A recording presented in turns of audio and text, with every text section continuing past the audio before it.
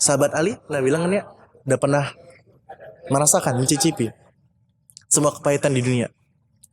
Dan yang paling pahit adalah berharap pada manusia.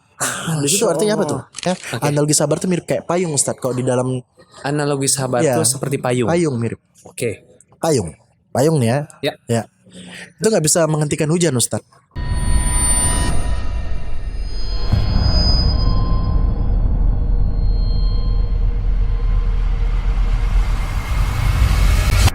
Oke, kita tadi bahas tentang kesehatan mental, gitu ya, kaitannya dengan healing. Oke. Nah, Tadi ini sampai jangan salah healing. obat. Ya.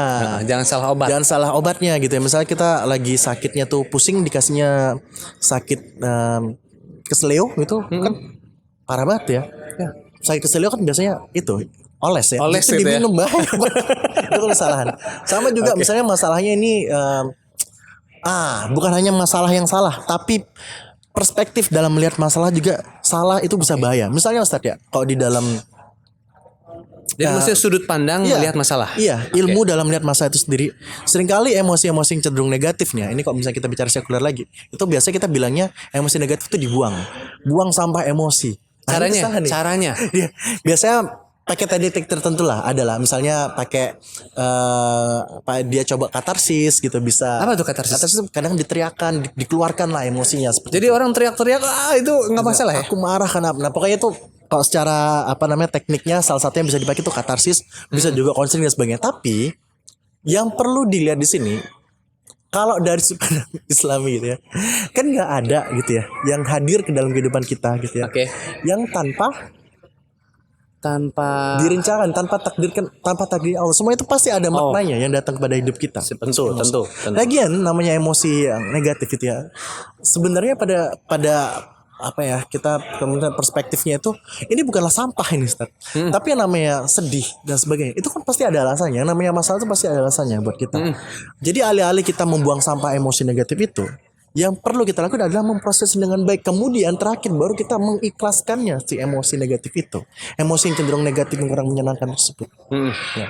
Baiknya lagi, hidupnya adalah perjalanan dari Allah ke Allah, yang semuanya datang dari Allah. Itu Membuang pengalaman sampah emosi negatifnya, mengikhlaskannya kepada Oke. Allah, termasuk sedih, termasuk perasaan kecewa dan sebagainya, kita sabar. Innalillahi wa inna ilaihi raji'un. Kita tahu ini dari Allah, kita kembali kepada Allah juga. Tuh, siklusnya seperti itu. Bahkan kemarin tuh Ustadz di sini pas kajian itu menyampaikan kalimat innalillahi wa inna ilaihi raji'un itu bukan kalimat kesedihan sebetulnya. Itu kalimat healing. Iya, itu healing.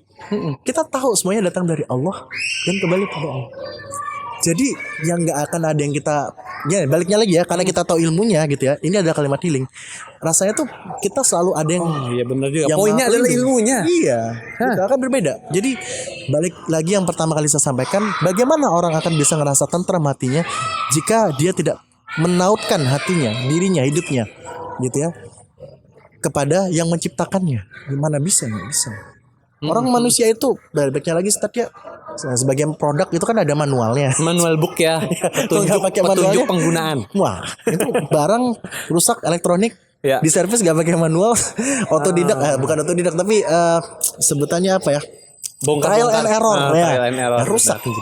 Nah, kita kan enak nih, kayak kita menghadapi hidup ini ya kayak ujian gitu, Ustaz ya. Sedangkan ilmu itu ya sama ya, ilmu yang kita punya, petunjuk dari Allah, Al-Quran, Sunnah dan sebagainya macam, itu kan seperti kunci jawabannya gitu ya. Oke. Itu udah dikasih nih kita nih, ngadapin ujian udah dikasih kunci jawabannya, tetap nggak dipakai. Ya gimana Ustaz? Kunci jawabannya sebenarnya kita tuh udah dikasih. Iya. Cuman ya itu dia, banyak yang salah mengartikan atau menemukan kunci jawabannya padahal kunci jawabannya di depan mata. Di depan mata, di kanan kirinya. Di kanan kiri. Iya. Jawabannya ada di masjid ya, Sar? Iya. Semuanya ada di masjid. Ada di masjid ya benar. Kita lihat semuanya di situ, ada di situ, kita bisa belajar semuanya teman-teman.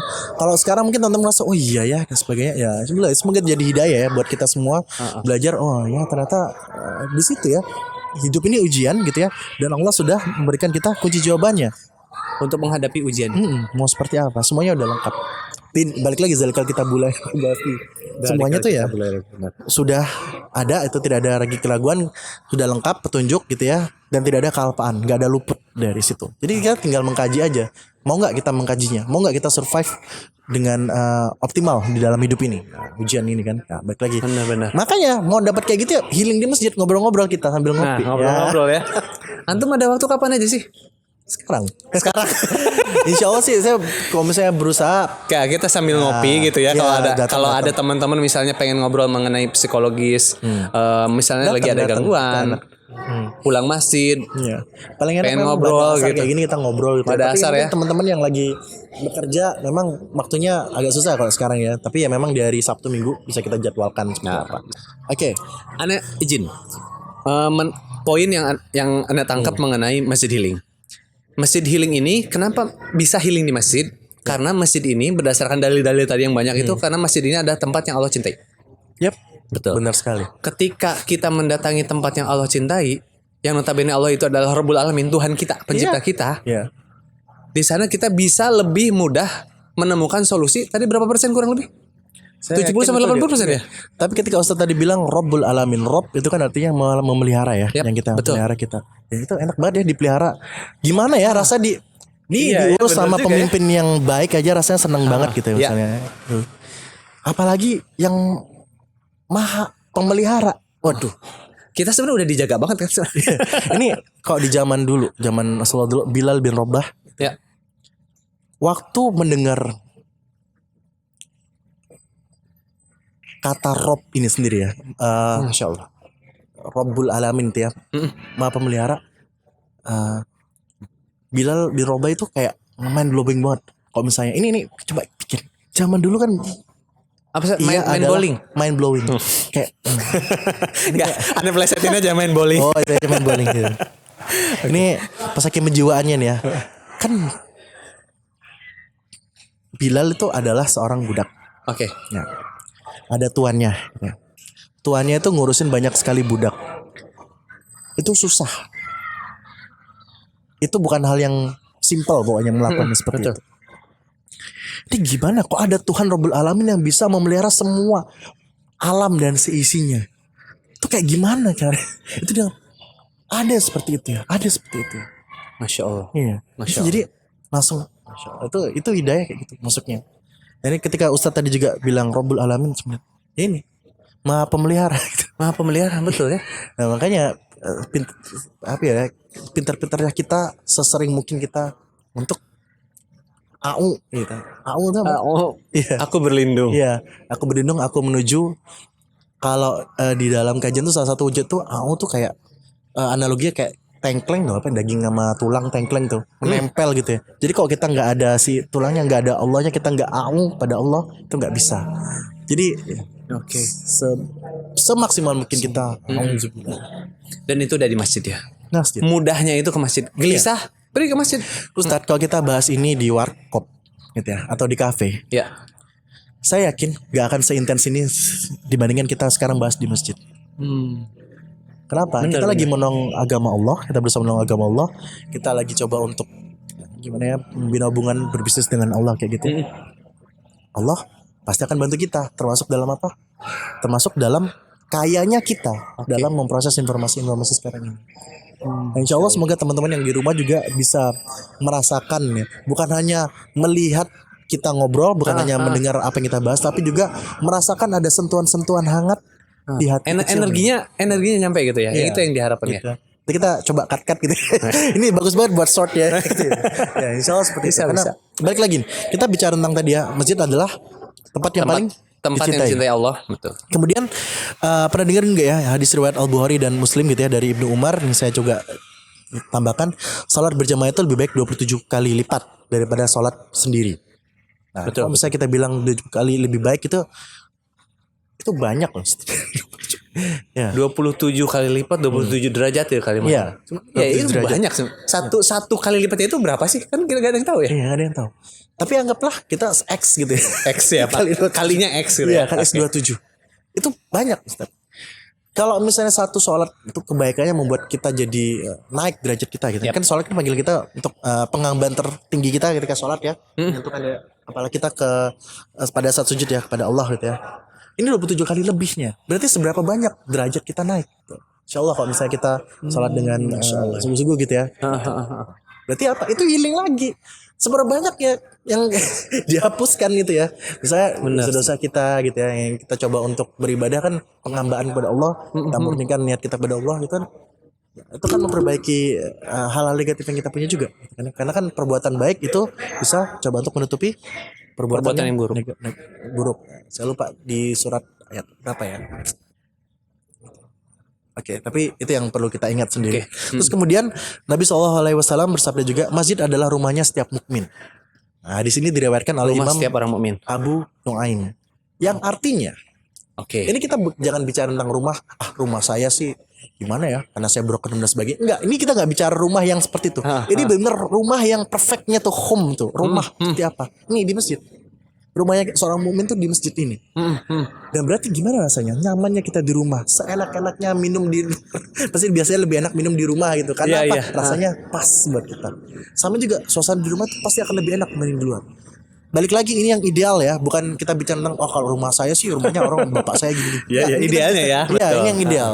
Enak banget. Maka datanglah ke masjid. Rasalah seperti rumah, feels like home. Itu di masjid. Healing. Anda pernah gini, Stad? Ya. Berapa bulan yang lalu lah, itu lagi ada kegelisahan ceritanya ya. Kegelisahan mengenai ya pekerjaan lah, mengenai hubungan relation dengan teman-teman dan lain-lain. Itu merasa ketika di rumah itu bukan gak nyaman ya, tapi Anda kaburnya itu ya ke masjid, alhamdulillah. Ketika di masjid itu berasa menemukan ngobrol, biarpun ngobrol ya, ngopi sama di emperan masjid, tapi itu buat Anda pribadi tuh menemukan ketenangan.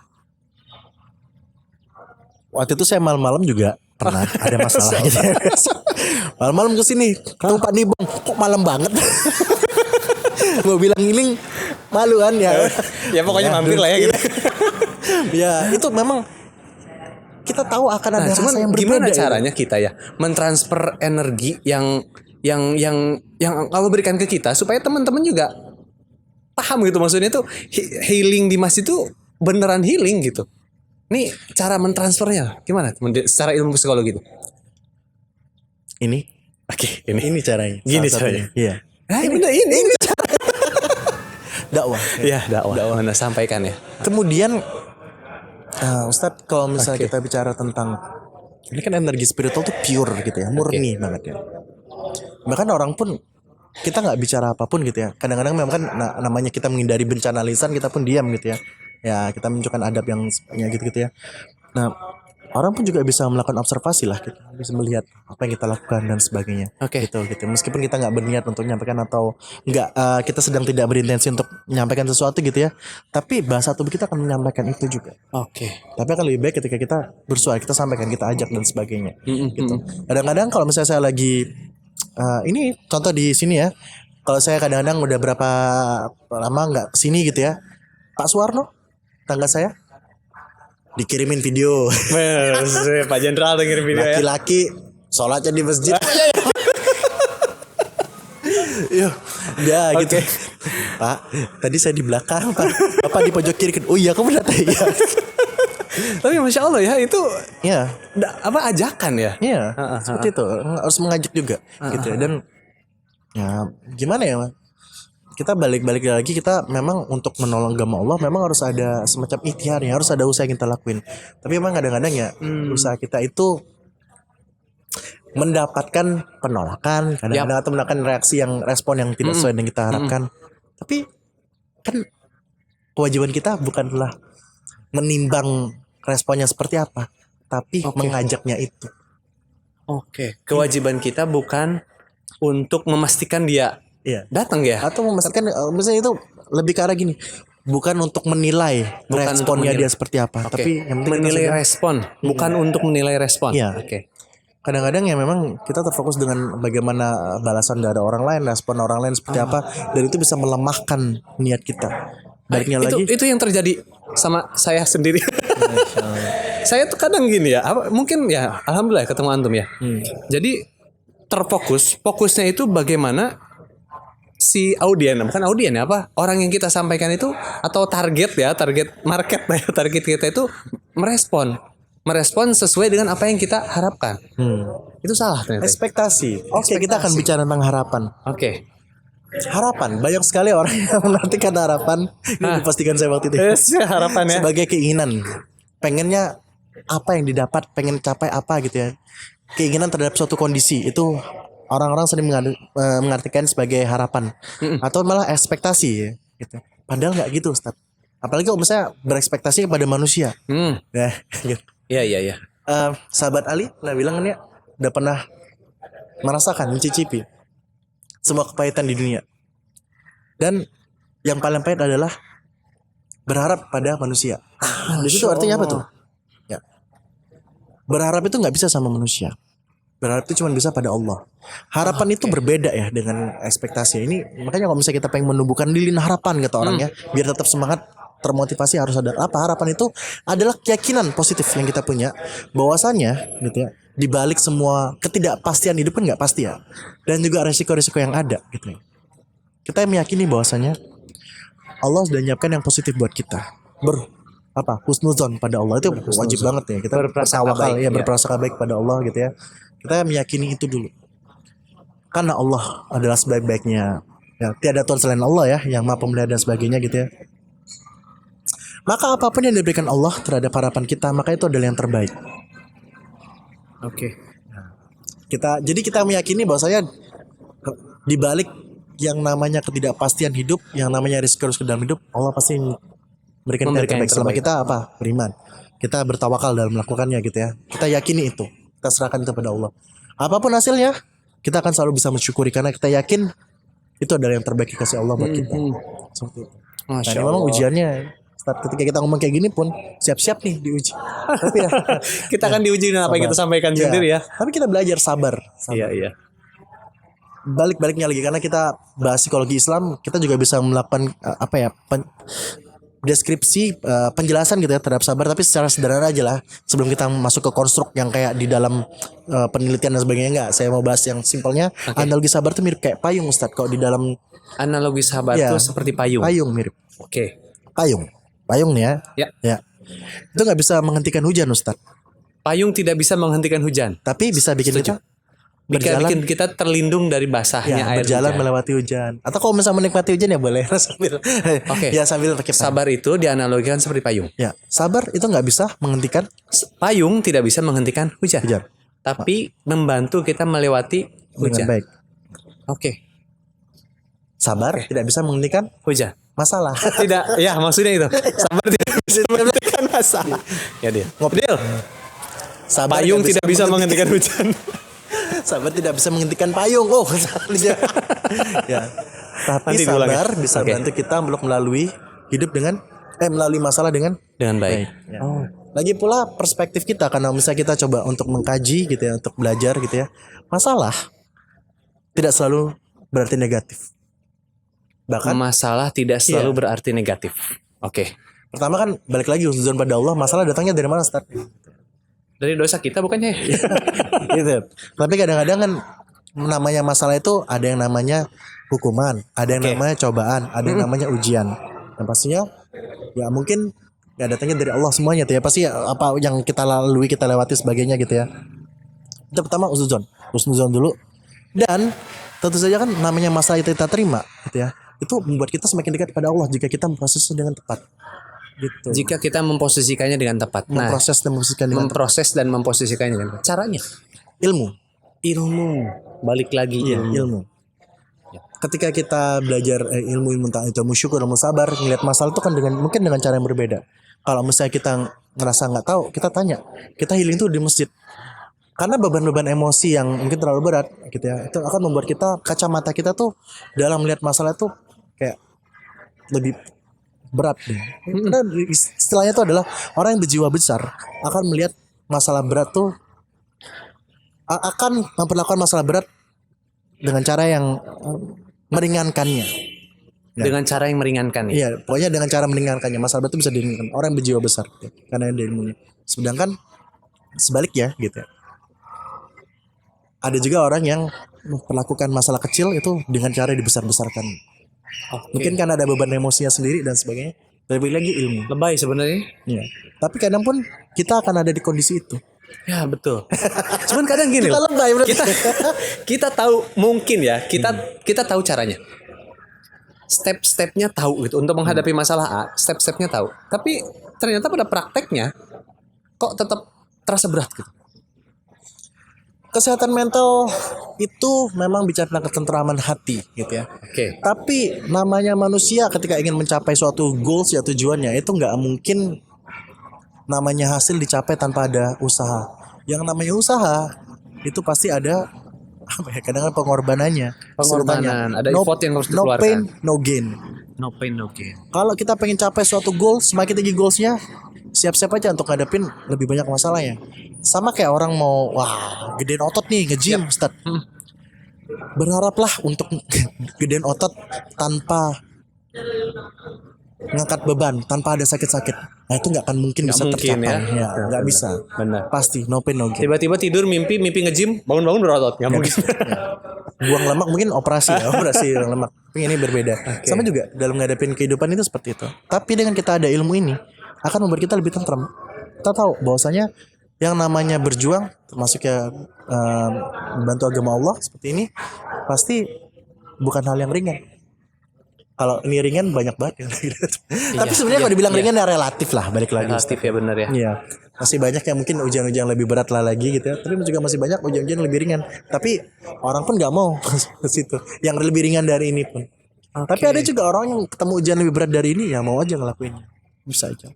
Oh, tergantung ilmunya, ilmu menghadapi responnya. Sebenarnya ilmu itu membuat kita merespon masalah itu dengan lebih baik. Iya, itulah dia. Ilmunya Allah. Kita belajar dari situ tuh. Kalau nggak kayak Masjid gitu. healing kan memang kita tujuannya ke situ ya, Iya. supaya jemaah-jemaah yang memang sudah sholat di masjid ini bisa mendapatkan healing yang terbaik itu ya di Iya. sini. Gitu, Ustaz, Masya Allah. Sangat-sangat bisa, insya Allah bisa gitu kan, karena kan kita diskusi, kita bahas-bahas seperti apa konstruk-konstruknya. Baliknya lagi kan psikologi Islam tuh kajian Islami gitu ya, tapi memang kita cari yang berhubungannya dengan ya itu tadi ya, konsep-konsep konstruk-konstruk yang tadi, cara kita berpikir, cara kita merasa, elemen-elemen jiwa dan sebagainya. Masya Allah. Ya itu bisa banget bantu kalau misalnya kita diskusi, itu namanya social support gitu ya. Social support. Social support. Satu lidi mudah dipatahkan ya. Satu lidi mudah dipatahkan. Sapu lidi Sapu lidi susah dipatahkan. bisa buat perang malah Bisa. itu. Bisa buat nyapu. Nyapu ya bisa sangat-sangat bermanfaat seperti itu. Iya, iya. Nah dengan demikian sama social support kayak gitu ya. Cuman perlu diingat teman-teman, negativity itu memang lebih kuat sih Ustaz. Dibikinnya demikian ya, negativity, namanya pikiran negatif memang lebih kuat dibandingkan pikiran yang positif. Gitu ya. Maksudnya gimana? Kalau lihat infotainment, berita gosip itu lebih lama daripada berita-berita positif. Bad news lebih is menjual. good news. Ya, lebih menjual. Sama juga, lebih gampang menyebar Ya. negatif idea. Ngomongin aib temen itu lebih enak daripada ngomongin kebaikannya dia. Bahaya banget ya. Emang itu digodain ya, dikipasin kita. Ya ujian setan ya, Syaranya digoda kayak gitu sama ya. setan. Benar. Kita dikipasin untuk semakin besar apinya, untuk seneng gitu. Tapi ingat yang perlu digarisbawahi Ustaz, gitu. Lingkungan kita akan sangat-sangat menentukan bagaimana pertumbuhan pribadi kita. Nah, Lingkungan menentukan pertumbuhan pribadi. Iya, sangat-sangat menentukan, sangat-sangat berimpact banyak pada proses pertumbuhan kita secara psikologis. Pemuda remaja dari usia 13 sampai 20 tahun itu remaja ya. Terus 20 tahun sampai 45 tahun itu disebut dengan masa dewasa awal. Secara psikologis kebutuhannya kalau yang remaja itu adalah self identity, menemukan identitas diri dia. Oke. Kalau enggak dia akan ngerasa kayak tersesat. Merasa tersesat. Ya. Oke, pemuda tersesat. Ya pemuda tersesat. Atau nggak punya pegangan gitu. Identity confusion gitu. Kemudian kalau yang 20 tahun sampai 45 tahun itu adalah tentang intimacy, tapi bukannya tentang pasangan, tapi juga tentang ngerasa part of community, merasa sebagai bagian dari komunitas dan sebagainya. Oke. Nah, balik-baliknya lagi nih, lingkungan sangat-sangat berpengaruh, apalagi di usia-usia yang tadi ya, identitas diri dan sebagainya. Karena itu gitu ya, kita coba ukur deh simpelnya mudorotnya seperti apa antara kita nongkrong di luar dengan di masjid. Itu masjid dari sediain minum segala macam ya. Kalau misalnya kita bisa ngopi ya. Ya, tambah Kopi lagi duha fasilitasnya. Kopi duha. Kopi duha disiapin sama Kiai Ipong nih, Masya Allah. Pak Ipong ya. Nah, Sama Pak Nur. Kiai Nur. Namanya siapa namanya panggil aslinya tuh? Ipong, Pak Ipong. Iya, aduh. Ya, Anda tahu Saya lupa. Pak Ipong siapa nama aslinya, Pak? Ipong ya. Aduh. Ntar kok ingat ya. Coba nanti kita cari KTP-nya ya. Jadi baiknya lagi gitu ya. Ini untuk yang kepala keluarga juga itu ya, mungkin yang sekarang udah punya anak usia remaja, punya anak-anak yang sekarang udah masuk ke dewasa awal, ataupun teman-teman yang sendiri sekarang udah usianya dewasa remaja gitu ya. Ayo bentuk diri kita dengan cara yang positif. Pilih lingkungan kita sebaik mungkin. Kemana? Ke masjid dong. Oke, pilih lingkungan kita sebaik mungkin. Iya, tempat yang paling cintai Allah. Tempat yang benar-benar. yang di sana itu adalah gimana ya? Yang mulia lah gitu.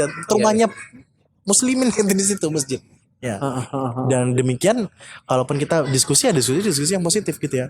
Akan mudah bagi seorang muslimin itu untuk dapetin awareness ya, muraqabah itu loh. Muraqabahnya itu kan lebih mudah ketika berada di masjid. Muraqabah berarti kan sense kesadaran bahwanya kita memiliki kedekatan sangat dekat dengan Allah gitu ya. Tapi dengan konteks pengawasan. Kita ngerasa selalu diawasi. Merasa selalu diawasi. Iya. Akan dengan demikian berarti tutur kata, perbuatan dan sebagainya itu akan lebih terjaga ketika kita sedang muraqabahnya. Benar. Ya, dengan Tutur kata, perbuatan itu apa ya, Pak? Terjaga ketika di masjid. Iya. Gak mungkin kita nongkrong di masjid main slot. Iya gak sih? Astagfirullah. Iya. Jangan sampai aja jadi kayak gitu. Iya. Ya. Artinya kan tempat itu mempengaruhi, betul. Gak hanya yang itu ya, gak hanya tentang masalah slot ya, bahkan yang hal-hal yang lebih mudarat pun yang kurang berguna, bukan berarti negatif, tapi kurang berguna pun akan cenderung akan lebih dihindari kalau di masjid.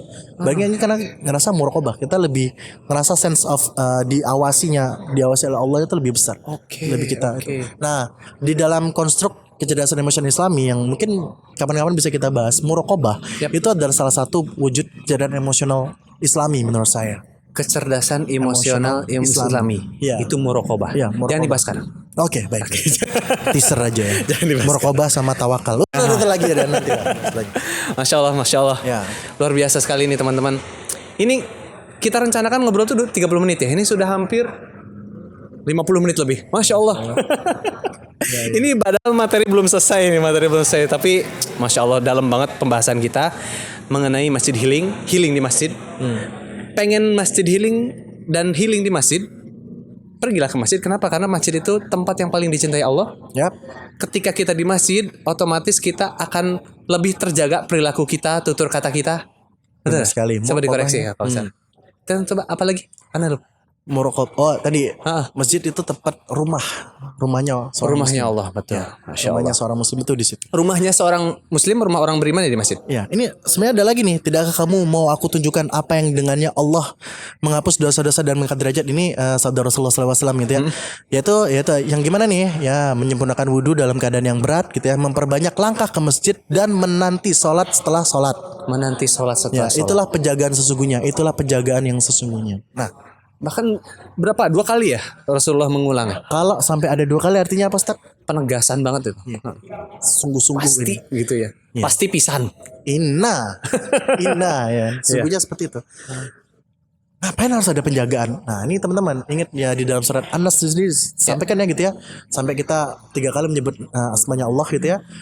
A'udzubillahi minasyaitonir rajim. Qul a'udzu birabbin nas. Kita menyebut pertama aku berlindung kepada katakanlah aku berlindung kepada Allah Rabbnya manusia. Rabbnya Berarti manusia. Pemelihara ya. Malikinas, raja.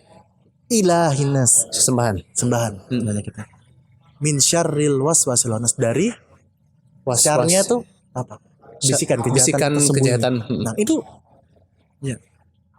Di situ kita ngomong syarnya cuma satu, yaitu bisikan tersembunyi, tapi kita sampai menyebut 3 asma Allah. Sedangkan di dalam surat Al-Falaq kita hanya menyebut 1 asmanya. Qul a'udzu birabbil falaq. Ya, yang menguasai waktu subuh, fajar gitu ya, subuh. Tapi syarnya banyak nih, apa? Min syarri ma khalaq, min syarri ghasiqin idza waqab, makhluk yang ciptakannya, min syarri nafatsati fil 'uqad, kegelapan malam apabila gelap gulita ya. Gelap gulita. Kejahatan malam apabila gelap gulita. Penyihir yang meniupkan unggul. Terus terakhir orang hasad, orang yang dengki apabila ia dengki gitu ya. Tapi kita sebut 1 syar. Tapi untuk melawan ini syar-syar yang tadi disebut ya 4 itu adalah syar-syar yang ada di luar kita. Kejahatannya orang-orang ke kita. Orang-orang yang di luar kita ya. Ya. Oke. Ya, ke kita gitu ya. Kejahatan makhluk dan sebagainya. Tapi kejahatan yang dalam diri, yaitu was-was ketika setan membisikkan kejahatan tersembunyi ke sudur ke dada kita ya gitu. Itu sampai 3 kita sebutin nama. Subhanallah. Nah, ini kan kita bahas nih. Semoga insya Allah kita bisa membahas ini ya. Karena Banyak ini banget ya yang rencana kita bahas. kita bahas di episode berikutnya. Karena ini Masya gabungan Allah. dari Muawizatain itu kan ya, Anas sama Al-Falaq itu kan ya. Anas sama Al-Falaq. Ya, perlindungan ya teman-teman ya. Ini secara mental tahu kenapa penting banget penjagaan itu penting banget. Kenapa? Karena kalau enggak kita akan gampang banget dibisikin. Maka kita akan berharap lapanglah dada kita. Gitu. Jadi lapang dada. ketika kita dibisikin kita nggak sesek, nggak cepat sesek. Nah, ini konstruknya psikologis banget. Saya juga heran ya, gimana orang-orang belajar psikologi sekuler itu tapi nggak ngomong tentang jiwa. Kalau di dalam psikologi yang sekarang sekuler itu kan ilmu yang pelajari tentang perilaku gitu ya, Oke. cara berpikir dan sebagainya. Tapi nggak ngomongin tentang jiwa lagi. Padahal psikologi kan kata dasarnya psike itu jiwa. Oh, Nah, makna psikologi itu jiwa ya? iya, psike jiwa. Nah, karena itu ini saya mengutip dari Dr. Bagus Rianto, dia adalah pakar psikologi Islam, salah satu pakar psikologi Islam, terutama tazkiyah terapi di Indonesia dari UGM itu ya. Dia bahas tentang itu.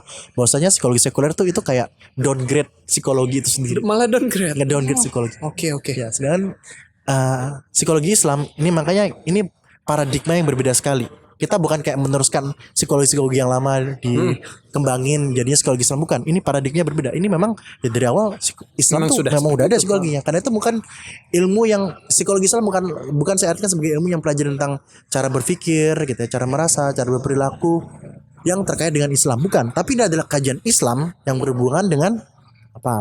Sedangkan kalau muamalah kajian Islam yang berhubungan dengan Dan orang lain. muamalah kan berarti dengan usaha, dengan- bisnis segala macam gitu ya. Nah, kalau psikologi kajian Islam juga tapi berhubungan dengan jiwa, dengan kita bikin itu. Oke. Ini pada video yang berbeda. Gitu. Dan kita semoga kita bisa bahas itu dan baliknya lagi kita pengen balikan ya cita-cita Rasulullah, namanya masjid itu adalah Islamic Center, Yes, pusatnya Islamic peradaban Islam Center. gitu ya. Makmur kita artikan sebagai apa tadi? Solutif gitu ya. Ketika Makmur masjid itu solutif. Iya, Solutif itu apa? Banyak solusi yang bisa diberikan Berikan, kepada ya. sesama atau sekitar masjid.